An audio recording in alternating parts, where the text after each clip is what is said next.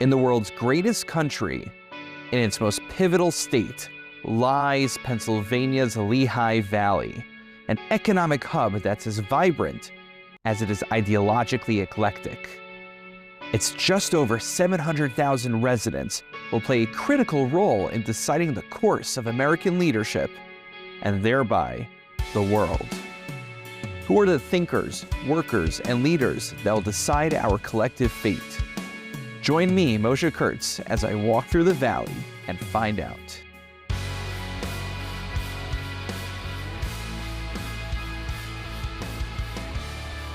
Thank you, my friends, for joining me today as I walk through the valley with the Most Reverend Alfred A. Schlert, the 5th Bishop of the Diocese of Allentown. Bishop, it is wonderful to have you on the show. Well, thank you, Rabbi. I'm grateful to be with you today, and I also want to give you a compliment for the title of your podcast. Oh, full title. Well, it is good. It is good to have a fellow man of faith on the show. I've done a lot of episodes with folks who are in politics, folks who are in business, and some of them get the reference, some of them don't. Sometimes I'll tell people as I walk through the valley, and they're like, "Walk through the valley." Okay, I guess that sounds nice. I said, Psalm 23. Yeah.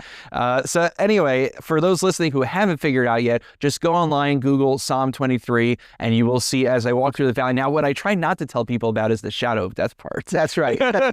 We don't need to bring that up today. Well, yeah, exactly. Not today. When I do the candidate interviews or for politicians, they say maybe the shadow of death is looming in the background somewhere. But for today, it is just as I walk through the valley. And this valley you have been in for quite some time. And even though the diocese, which you are the head of, is the Diocese of Allentown, I discovered that it covers a lot more than just the municipal borders of the city of Allentown, Pennsylvania. So just give me and give our listeners a sense of just how wide is your, jurisdiction, for lack of a better term. Well, a diocese is a jurisdiction in the church of a conglomeration of parishes. And in the United States, it pretty much corresponds to a number of counties. So the Diocese of Allentown, as you said, it's called the Diocese of Allentown because the city of the headquarters, if you will, we call it the C city, S-E-E city, it is in Allentown, but it encompasses the 5 counties of Berks, Carbon, Lehigh, Northampton, and Schuylkill. Wow. So those are that's our jurisdiction. There are 8 dioceses in Pennsylvania, each a carving up of counties throughout the state. So we're here. We're celebrating our 65th anniversary as a diocese. Wow. Which means that in 1961, there were 10 counties in the Archdiocese of Philadelphia. So we were part of the Archdiocese of Philadelphia, and Pope St. John the 23rd at the time separated the top 5 counties, the ones I just said, and made it the Diocese of Allentown. Now, I imagine it's not the same kind of process as the gerrymandering that goes on. No. You don't have a blue team and red team competing for drawing maps. No, they just tried to do it as far as what is pastorally possible to cover, and also a number of population. Well, that actually brings me to the next question, which is pastorally possible. I mean, how many members are in your flock? Well, we count about 210,000 in the Diocese of Allentown. We believe, though, that because of immigration and so many of those who have immigrated into the country are already of the Catholic faith, that number is higher. Oh, wow. But we were able to count 210,000 spread across 74 parishes in these 5 counties. Wow. Now, I could imagine it's probably the same in all religions, that you have those who are a little bit more committed, who are showing up to the daily mass, and those who maybe, show up for the Christmas service. Do you have a sense of how many are more like regularly involved and how many more like culturally Catholic? Yes.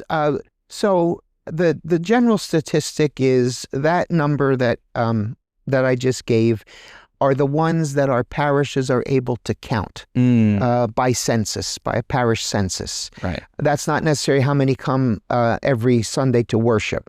So the general rule is, even in other dioceses, it's probably 30 to 40% practice every week. And the remainder are more occasional, high holy days, things like that. So. Right, because I remember we have a Jewish Federation, which is a nonprofit that convenes all the different Jewish organizations in Lehigh Valley, and they have a census, which I think, is over 10,000 Jews or so who are in the Lehigh Valley, but I think there's only a small minority of that are actually affiliated with a synagogue. So we have a similar dynamic as well, which is we know there are more out there, but we just don't know where they are. But I actually want to go back a little bit in time over here. So you are the fifth bishop of the Diocese of Allentown. Yes. But you're not a bishop from birth. That's not how it works. So did a young, I guess back then it would just be a young Alfred, did he always expect to be going into the priesthood? Was that always your plan from your youth? No. I think like a lot of Catholic boys at my age, and even still around the age of when you start to serve Mass as an altar boy, you're very close to the altar. You're very close to the action of the priest, and so that crosses your mind, as it did with me. So I think I would say in fifth grade, it was something that I would think about, but then it goes into the shadows, more or less. It goes to the back of your mind, and then you go into high school, and it probably goes back even further into your mind. But I would say around junior year in high school, I started to think about it more intently. First, of course, you think about it internally, and you just kind of want to keep it to yourself and God. But then oftentimes someone else will say to you, gee, maybe you should consider being a priest. Sometimes that's a priest. Sometimes it's a member of your parish. Sometimes it's a family member. And that gets you started even more thinking deeply about it, because what you thought was only an internal thought that you had is now something that other people are manifesting, that they see in you the same thing. And I think that's when you really start to think about it. So junior and senior year, I really thought about it. Senior year, I made application to the seminary, which is a bit of a lengthy process. And so though by the time I graduated from high school, I was ready to begin the seminary college the following September. Wow. Now, was there a particular story or moment that you said, aha, I am now ready to join the priesthood? Well, or is it just like a very slow burn like you're describing? Every vocation story is different. I always say mine is rather vanilla, kind of boring. Some are more exciting, but mine was kind of normal course in the sense that I go back to junior year. I was preparing to choose courses for junior year. And I was in my homeroom, and I had a priest in high school who was the homeroom moderator. And I was in the room for whatever reason. No one else had come in yet. I was there by myself, and I'm going through the course selection booklet. And I'm kind of talking out loud, and I'm saying, gee, I don't know, I need to take an elective. I already had 2 years of German. I don't know if I should take a third year of German. And the priest... I guess you have to know German in order to... No, I just had taken it as my just for language. Fun. Yeah, just for fun. Yeah, because half of my side of the half of the family is German in origin. The other half is Italian, and the school didn't offer Italian, so I took German. But so in hindsight, I should have taken Spanish. But oh, that would be very helpful here in Allentown. Yes, very much. So I'm kind of thinking out loud here about what to take, and he was up at his desk doing some desk work, and he said, "Well, why don't you take Latin?" I said, "I don't know. Why would I want to take Latin?" He said, "It'll help you when you go to the seminary, because that's where you should be going." Oh, wow. And that was the moment, as simple as that encounter was, where I said, well, this isn't just something that I'm seeing. Maybe I should explore this more. So junior year, senior year, I did. Right. So not every story is you're walking in the wilderness one day and there's a bush that's on fire and it's not being consumed by the flame, and you hear a voice emanate from the bush that tells you to go into the ministry. As far as I know, that only happened once. Yes, as far as I know as well. So even once you went into this direction, into this this career, so to speak, you had a specialty, which I understand was in canon law. Yes. And that piqued my interest because on the Jewish end, I'm coming from the traditional Orthodox background. We love our halakha, we love our Jewish law, and we are super legalistic. I'm not supposed to say this, but that's like supposedly one of the reasons a lot of Jews become lawyers in the end. Scratch that one from the record. But so when I heard that you had a canon law background, I just was so intrigued. And can you tell our listeners what that means and what are the kind of laws that you are analyzing and potentially deciding? Sure. So in the course of your studies, you have philosophy studies, you have theology studies, and then I had the opportunity, actually, I was sent to Rome to study in the seminary as for part of the seminary. And so I finished my philosophy and theology in Rome. And then the way that system works is that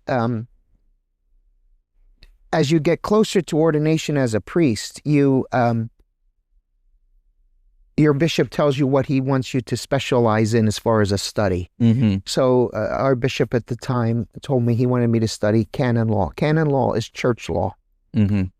Now, it's... and I'm going to, I guess if I can just interject for a moment, I guess the part that is interesting to me, and I'm always learning, is that I understand back in ancient times, one of the debates between Jesus and the Pharisees was, one of his claims was the Pharisees were too legalistic. Right. So when you mentioned that you're really into the legalism, that part intrigued me a lot. So right. Just if you could explain that. Sure. So the law of the church, canon law, of course, only obligates and binds those members of the Roman Catholic Church. Uh-huh. The Eastern Catholic Church has its own set of laws.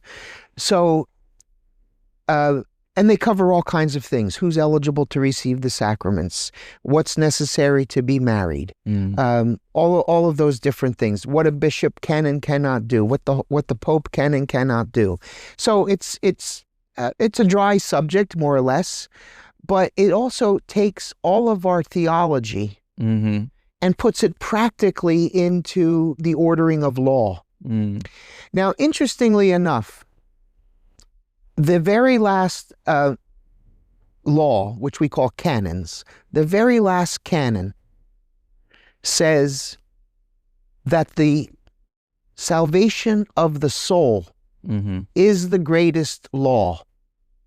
So interestingly enough, even though after the church has given us all this body of laws that we must abide by, it says that all of that is in service only to one thing, mm-hmm. not to keep the law, but for the salvation of our souls. Not just to keep the law, mm-hmm. but the law guiding us to our path to eternal life. Right. So that's the whole purpose of the law, is in service to the salvation of the person's soul.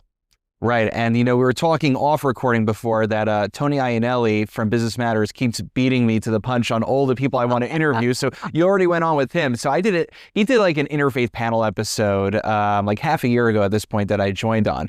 And, Tony's amazing. And he's also the scariest interviewer because you never know what he's going to ask. At one point it's a puff question. And then the next question he asks us is, so what's your view on the afterlife? Uh-huh. And you only have you did a one-on-one, but in our style, we had like 10 seconds to answer each question.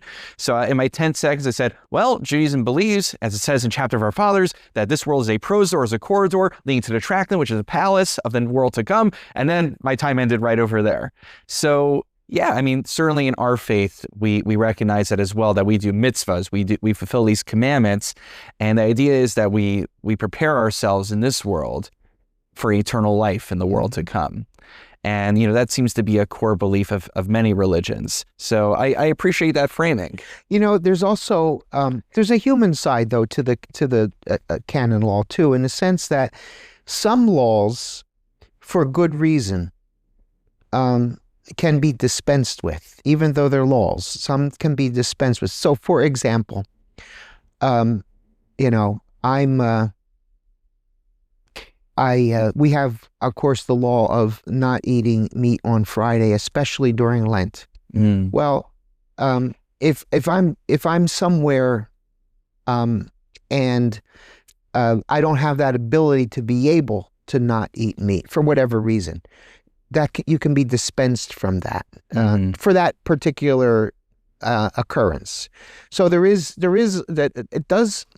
See, canon law is based on Roman law. That's where it comes from, the ancient Romans. So much of it, like ours is based on English law. Right. Our laws in the United States. America. Right. Yeah. But canon law is based on the law of the Roman Empire. So many of the concepts in canon law are, if I could say, baptized into church law.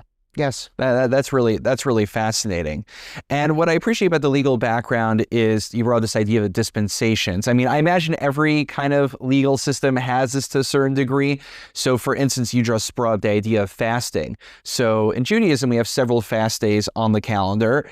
And depending on one's ability and depending on the severity of the fast, there is this balance of whether one gets a dispensation. So Yom Kippur is a biblically mandated fast day. So you need a much higher level of necessity, basically needs to be a threat to one's life in order to not fast Yom Kippur. But then we have these minor fast days. For instance, we have the 17th of Tammuz, which is actually this Hebrew month right now while we are recording. And if a woman is pregnant, she is not obligated. It's not even dispensation. She's simply not obligated in the fast. So we have to do this kind of calculus also. Something also interesting we were talking off recording is scrupulosity. Yes. Which something that psychologists have mentioned in very legalistic religions is that sometimes piety and commitment and dedication might actually be symptomatic of an anxiety or O.C.D. disorder. And I'm curious if you've seen that in Catholicism, because I've seen that in Orthodox Judaism. We're very ritualistic. Yes. I think when the faith is based on liturgical ritual, where we do the same thing the same way each time, I do think that can attract even those who like structure, like order, and even maybe like doing things the same over and over. So it is something that pastorally we have to be sensitive to, especially in the sacrament of penance, to assure people that they made a good confession, to assure people that God forgives them, even if they didn't say every word perfectly during their confession. So it's something that it's an aspect of pastoral ministry.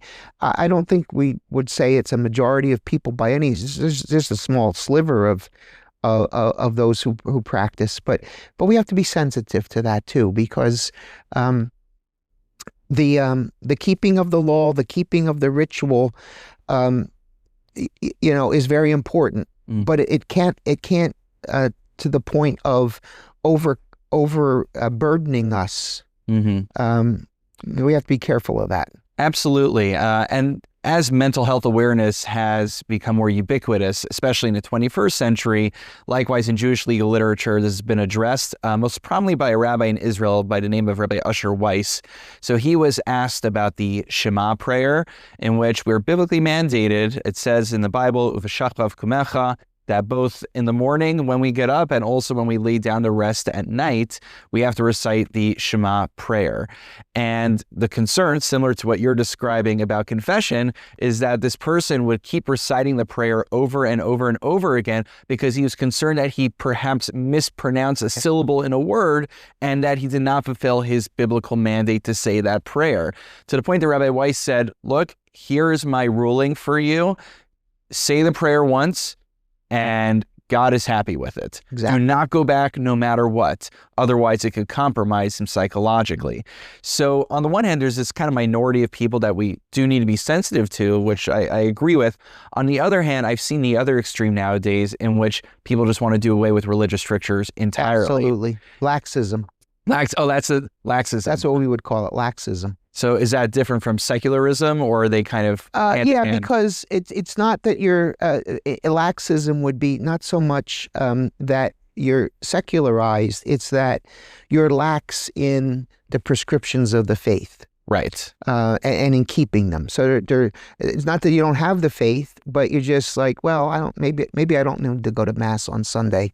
Even though it's a commandment, even though it's a law of the church, but and this was always an important distinction in Talmudic discourse as well, between what was called in Hebrew a mumar lahachis versus a mumar l'teavon, someone who does not keep we have 613 commandments. One of the 613, it can either be because I'm not allowed to eat a cheeseburger, for instance. All right, we can't mix meat and milk together, or dairy meat together. So there can be two reasons why I would eat that cheeseburger. One is that, well, I know God said I shouldn't eat it, but my impulses got the better of me and I succumbed to the sin. But I still acknowledge that there's a God, and God told me I'm not allowed to do this. Versus someone who says, no, I just think God has no right to tell me, or I don't believe that there's a God telling me. I think there's 612 commandments, not 613. And, that's a concern that I think we're probably seeing across many faiths, which is folks who are trying to conform God and their religion to serve them rather than bending themselves toward God and toward the faith.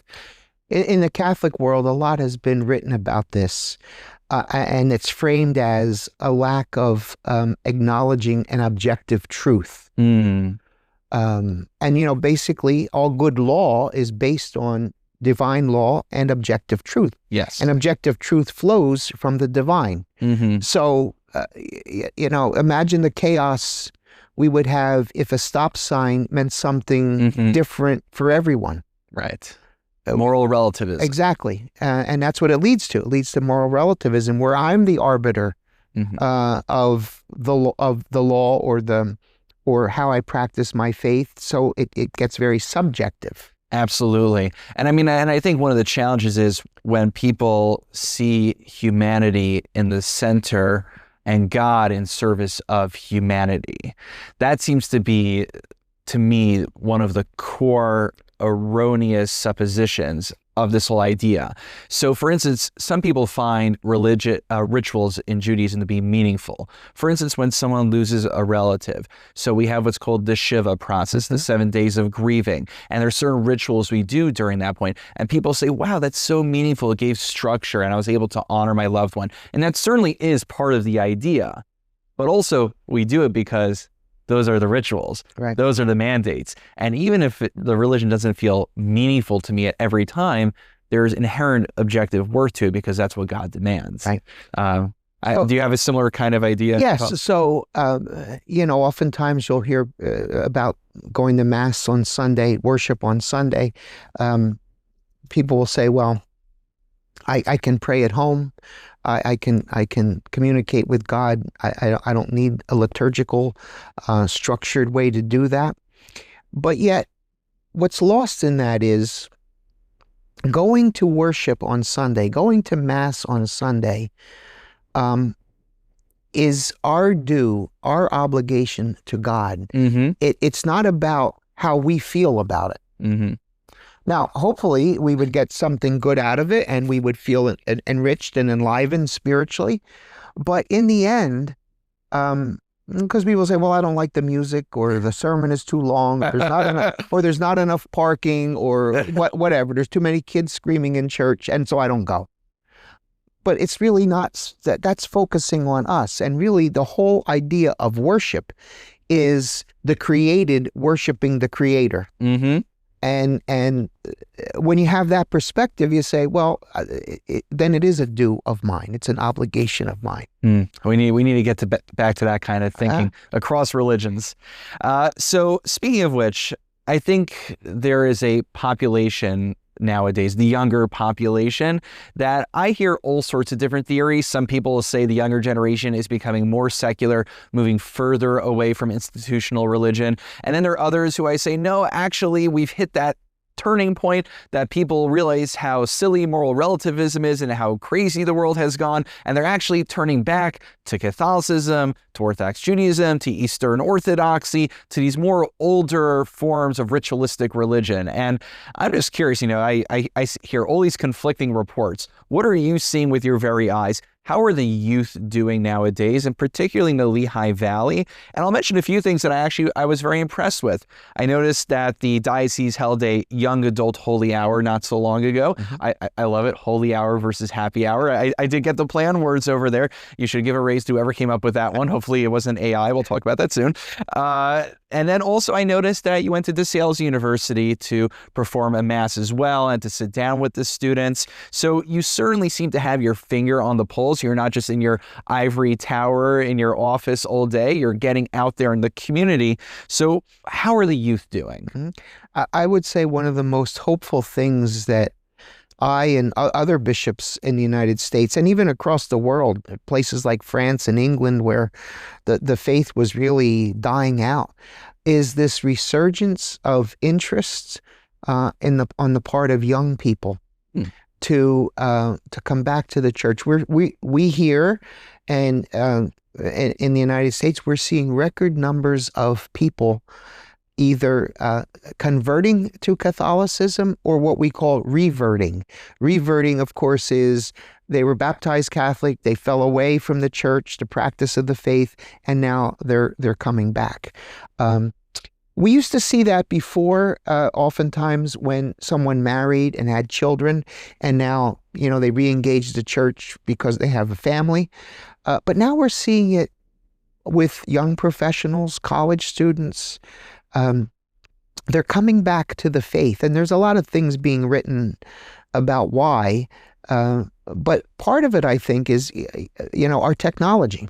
And it's part of the AI thing too. But so we're having this high quality broadcast, and you're doing that right there off of your phone. So don't tell them. They should think we're in this fancy studio over here.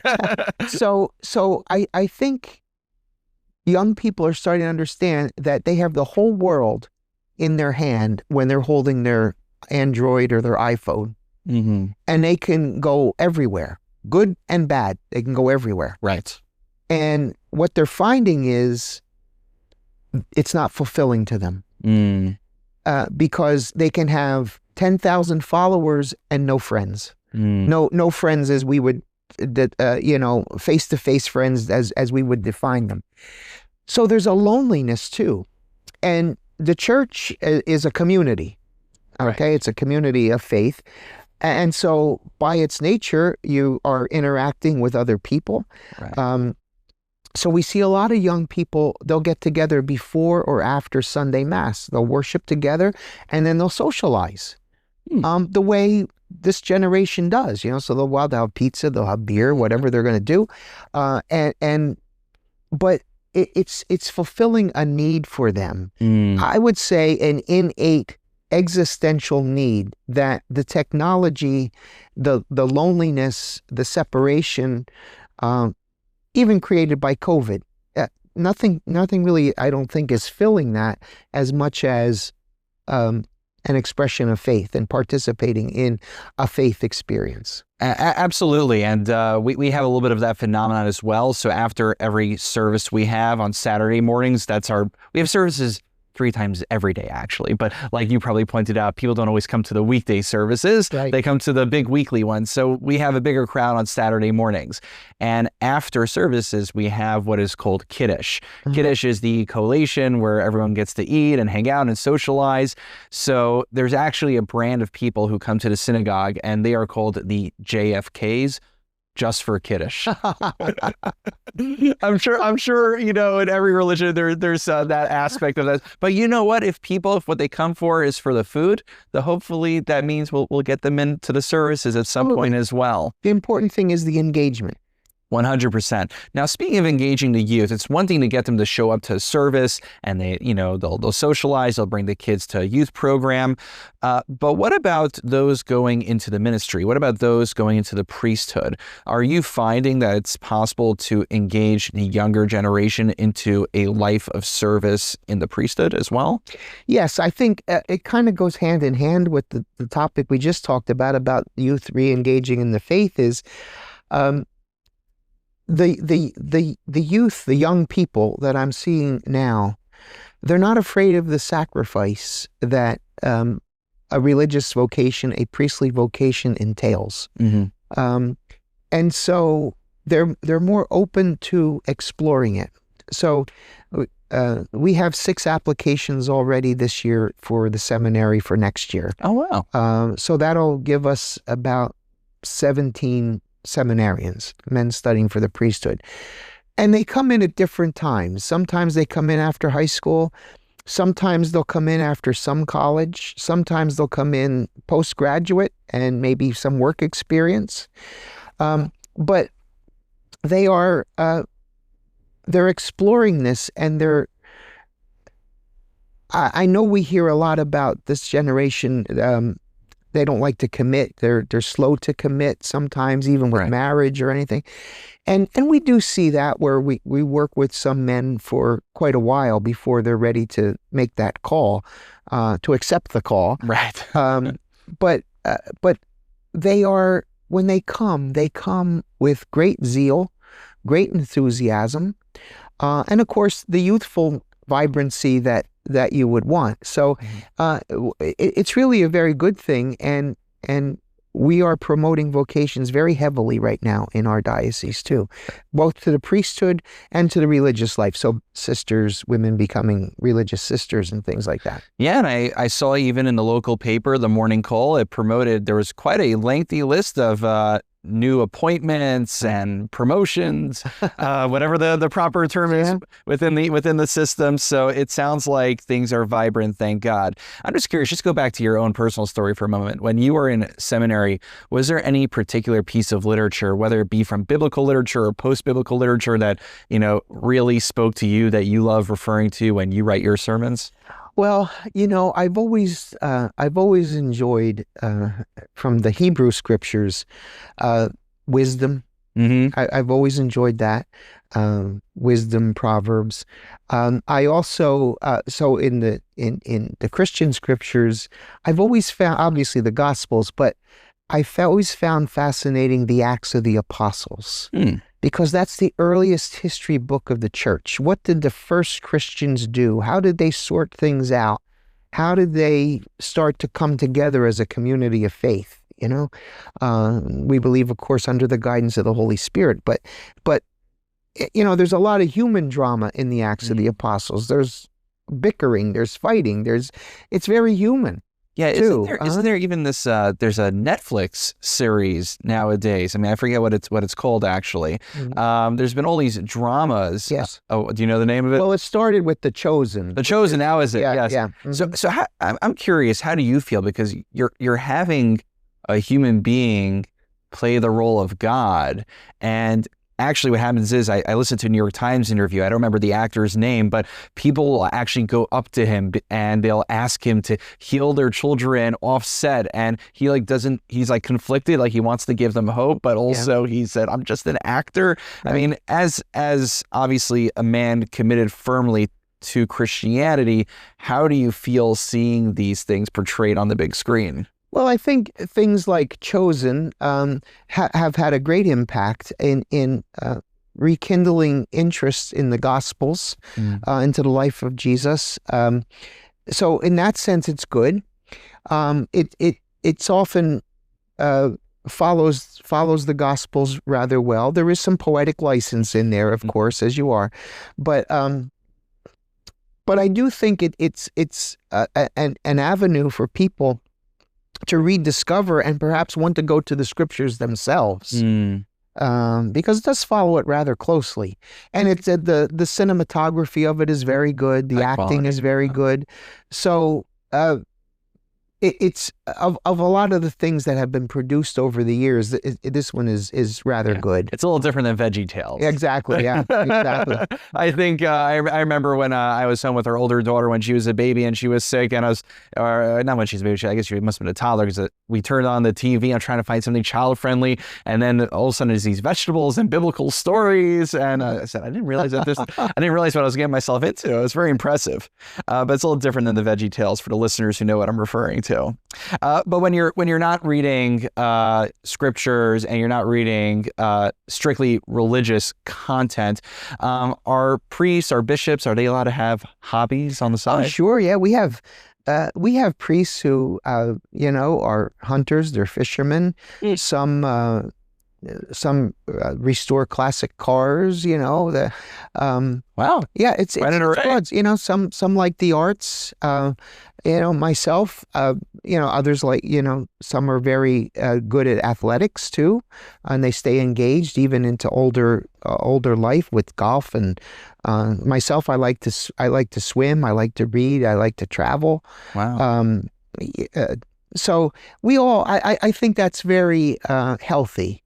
Yeah. It's healthy to have outlets that are not only that are wholesome outlets, of course, but that they're not particularly church oriented. Yes, it's possible to do things that are extracurricular and are still in line with the ideals and values of the church. Exactly. That definitely makes sense. We have that as well. Now, also, I recognize that Pope Francis had appointed you to the tenure of being the Bishop of Allentown. And now there is a new Pope. There's Pope Leo. And one of the unique qualities is actually that he is an American-born Pope. Yes. He speaks perfect English. I believe he's from Chicago, if I'm not mistaken. So I would love to understand, what does it mean to you for there to be an American-bred Pope? And does the brand of American Catholicism in any way differ from the rest of Catholicism in the world? The first thing I would say is, I think we accept and we embrace whoever the Holy Father, the Pope, is, no matter where he's coming from. I think most of us, the conventional wisdom was that an American was almost unelectable. Really? As a pope, just because the United States plays such an outsized role in the world, that the cardinals who elect the pope would maybe shy away from too much of what they think could become an alliance between a superpower and the Vatican. Well, that's been disproven. Some of that's a little conspiratorial, but it just goes to show the process. We believe the process is guided by the Holy Spirit. So you can just see conventional wisdom didn't win out in this case. Right. They looked for the man that they felt the Holy Spirit was guiding them to elect. And it just happened to be an American. Now, he was an American in the sense, too, that he had a broader vision, because he spent a lot of time in South America. Right. And so in Peru. And so that, I think, also for the cardinal electors would say, well, okay, this guy's American. He grew up in America, American, educated to a degree, but he also has a broader vision. He's just not an American who lived in the United States the whole time. Right. So I think that was part of it. And from what I can see, for something that was never supposed to be possible, he looks like he's being very well received and embraced by, every country he goes to. So I would say that's important. The other part of the question was, is there a unique flavor to the American form of Catholicism? It's interesting. There is because, and this is sometimes a rub among American Catholics, is because we're used to democracy. We're used to the majority prevails, and the majority opinion prevails. That's not the case in the church, because it's a hierarchical church. And so therefore, even though a majority of Catholics may do X, it doesn't mean that it's correct, because Y may be correct from a moral point of view. Yes. If I may interject for a moment, this is one of my pet peeves, I would say, in the Jewish world, which is everyone loves to wield the term Jewish values. But what I've discovered when they say Jewish values, what they mean to say many times is, I am a Jew and I have values that I came up with from somewhere. Hence, they must be called Jewish values.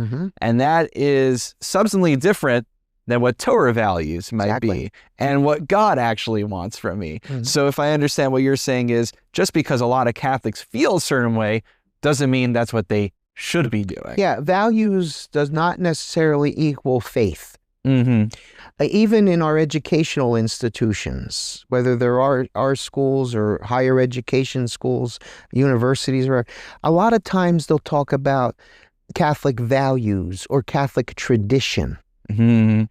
And so that brands it to a degree. But I like to say, at least in our schools in the Diocese of Allentown, our high schools and elementary schools, we're teaching Catholic faith. Yes.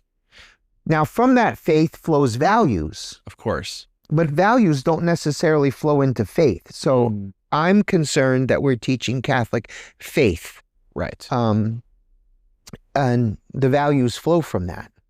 100%. Otherwise, I mean, values can be very nebulous. They can be very subjective. Very subjective. If they're not rooted actually in rigor and in religious text, and not just in the text, but someone guiding with the tradition of the text. Exactly. I hope I'm not putting words in your mouth. No, that's perfectly said. So another interesting analog that I want to ask about. So in Judaism, we have this concept. It's actually very hotly debated, called Das Torah, which the way I would basically summarize it is submission to higher rabbinic authority, basically submitting my autonomy. So, I'm Moshe Kurtz. I'm just, a congregational rabbi, but there are rabbis who are far greater scholars than I am. And there's this debate, to what degree should I be carving out Moshe Kurtz's unique path of how to issue Jewish legal rulings for his community, versus I should be punting up to the higher up the hierarchy.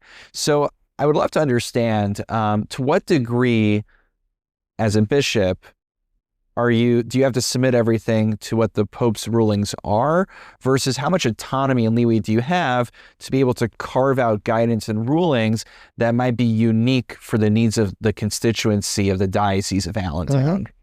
That's an excellent question. So the first thing I would say is, and this is our doctrine, but it also is even enshrined in our canon, our church law. And that is that every baptized Catholic has an obligation to give the assent of their faith to the magisterium of the church. Now, that's a big word. What's magisterium? Magisterium comes from the Latin word teacher, magister. So what is the magisterium? The magisterium is the Pope in communion with the bishop's teaching, right? And what are the sources of that teaching? Scripture and tradition, apostolic tradition. In other words, what's been the tradition, the practice that has, from the very first days of the church. This is why the Acts of the Apostles is so important. From the very early days of the church, what has the church constantly been teaching? So, people will say, well, we need women priests. Well, and it's not in Scripture. Jesus never said you can't have women priests. But the fact of the matter is, he chose males to be his apostles. And some will say, well, that's because they wouldn't have been accepted in the culture at the time. But ever since, that has been the constant tradition of the church, that priests, going back to the Hebrew roots of what a priest does, a male who offers sacrifice. And that's what we believe we do at the Mass. We offer sacrifice. So, therefore, that's been the constant teaching of the church. So the Pope and the bishops interpret the Scripture and the tradition, and then impart it in a way that's livable for the faithful. That's where they have to give their assent. and their obedience. They will use those two words, assent and obedience. Those are matters of faith and morals. Now, if the Pope came out tomorrow and said, I think you should invest in SpaceX, that's not something we have to give our assent to. It's not faith or morals. The authority of the church only comes from faith and morals on those two topics, faith and morals. Now, you say, well, then he shouldn't be talking about politics. You took the next question out of my mouth. But the fact of the matter is, that's true to a degree. But so often, political matters, social matters, do have a moral aspect to them. I think we've made an artificial separation. We have, absolutely. And I think part of it also is, it's not that every political matter necessarily has a clear religious guidance. Like you said, should I invest in this stock versus that stock? Yep. But, questions of war, questions of immigration, I'll speak just for myself.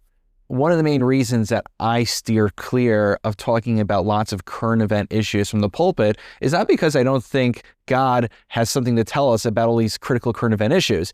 It's just that I want to make sure I have a job still. Right. And if I know that half my congregation are Republicans and half of them are Democrats, I have to do a real introspection and think, am I actually going to change people's minds? Is it worth the political blowout? And is it worth all the pieces I'm going to have to pick up? And the people who might end their membership at the synagogue once I take a position on a certain issue. Yeah. So that's it's more of a pragmatic decision than a principled one. Well, that's a real concern because our at least in this country, we're so polarized now along party lines that is starting to seep into the church too. So even if you're preaching the gospel, certain aspects of faith and morals in the gospel will favor perhaps a democratic position. Mm-hmm. Other parts will favor what I would call a Republican position. Yeah. And if you're preaching the gospel, they'll say, well, you're favoring the Democrats or you're favoring the Republicans. No, I'm favoring the gospel. Absolutely. And sometimes they intertwine and sometimes they don't. But there is room for faith in public discourse. And that's one of the things that our founding fathers understood. Mm-hmm. But in recent times, we feel that it's oil and water. They should never mix. Mm-hmm. And your religious beliefs and your religious formation shouldn't influence anything you do in the marketplace or as a political leader. And it's very dangerous. Right. That's an artificial separation. It reminds me at the beginning of the book of Joshua when the angel comes and confronts him with the outstretched sword, and Joshua asks, "Whose side are you on? Are you on our side or are you on their side?" He says, "I'm on God's side over here." And I always think about that a lot because. On the one hand, maybe I'll speak for myself, and I'm sure you may or may not agree with this. Traditional religion, Orthodox Judaism, which by virtue of being Orthodox, we consider ourselves to be the real deal. Mm-hmm. So we would probably align more similarly with the right when it comes to many social issues. Maybe not the abortion so much, but certainly on gay marriage. But let's say on fiscal issues and social safety nets, there's a really good argument to be made for more left-wing policy. We have ideas of tithing, leaving the corner of our fields, helping all those who are the indigents. So there's definitely what to talk about there. It's true. So if the church, the bishops, if they speak about abortion, they'll say you're Republicans. If we talk about immigration, they'll say you're Democrats. Yes. So, it's just... there's no winning. That's right. We hope people can take a step back and look at the big picture, but that's sometimes a big ask. It is a big ask, yes. In an age of outrage. Okay, so very briefly, just before we conclude, I just want to ask for a quick word. I know that the Pope recently published his first encyclical, which was on the topic of artificial intelligence. Yes. And I believe he called for disarming, that was his term, to disarm artificial intelligence. Very briefly, can you just help us understand what the Pope is getting at? It's a very long document. Yes. Well, I think what he's saying there, and it is a long document, 43,000 words. Wow. It's huge. It's a book. And also, well, it starts off as a survey, basically, of a lot of Catholic social teaching. Mm-hmm. Because right from the beginning, a very second day after his election, Pope Leo XIV saw parallels, and why he even took his name Leo, was parallels with Pope Leo XIII. Pope Leo XIII wrote he reigned during the Industrial Revolution. And he wrote a key encyclical on what became the bedrock of Catholic social teaching. It called Rerum Novarum, on new things, and was all about the Industrial Revolution and how, if we're not careful, it will grind up humanity. Because you had people working in very poor conditions in factories, working long hours, no days off, child labor. These are all the things he was addressing. Leo the 14th now is seeing a parallel with that, if we're not careful, with artificial intelligence, where we as humans get ground up in this machine of artificial intelligence, and so I think what he's talking about when he talks about the disarmament is, let's make sure that there's a place for human dignity and humanity in this. So already, right, we're seeing people being displaced with their jobs because AI is taking over their jobs. Where he's very concerned that the human element will be taken out of artificial intelligence. He's not against artificial intelligence. He also acknowledges that there can be many good things that come out of it. I mean, we look at it, healthcare, all those different things. But we have to be careful, though, that we don't give up our humanity, our ability to think, our ability to reason, our ability to create and be creative by using AI as our brains. Excellent. It's very, very, very pointed. Yeah, and a rule I came up with, I never assume, I give benefit of the doubt that no rabbis or fellow clergy are using AI to write their sermons, but I have a rule that if a sermon sounds like it could have been written by AI, it's probably just not a good sermon. Yeah.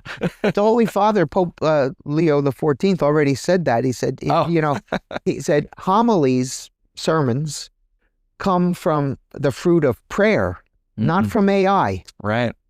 AI can't pray our way into a homily. Absolutely. We have a similar parallel called Ruach HaKodesh that we believe is like a divine inspiration. I mean, I don't think I get to merit that as just kind of lower on the tier, but those who are higher up the ladder get that. So just the final question, which is, I like to call it the Lehi legacy. And I want to pivot from the Pope back to you, Bishop. God should bless you with many, many more years on this earth to continue the good work you're doing for the diocese and for our broader community. At the end, it's a little bit of a heavy question. At the end of your time here on this earth, God willing, you're going to leave a legacy. What do you hope will be the crowning achievement of that? I think the crowning achievement would be if whatever my humble efforts have been as a priest, as a bishop, people came to the faith or were confirmed in the faith in the sense of, their faith was deepened. And if I could just be known in the memory of people as a good and faithful servant, that's it for me. That's all I need. Bishop Schlert, thank you so much for your time, and I appreciate you joining me as I walk through the valley. Thank you, Rabbi. Thank you for joining me as I walk through the valley. If you enjoyed this episode, please take a moment to rate and subscribe to our show. If you have questions or would like to book a live recording or have a speaking request, please email rabbi@sonsofisrael.net. This is Moshe Kurtz. I look forward to having you join me next time as I walk through the valley.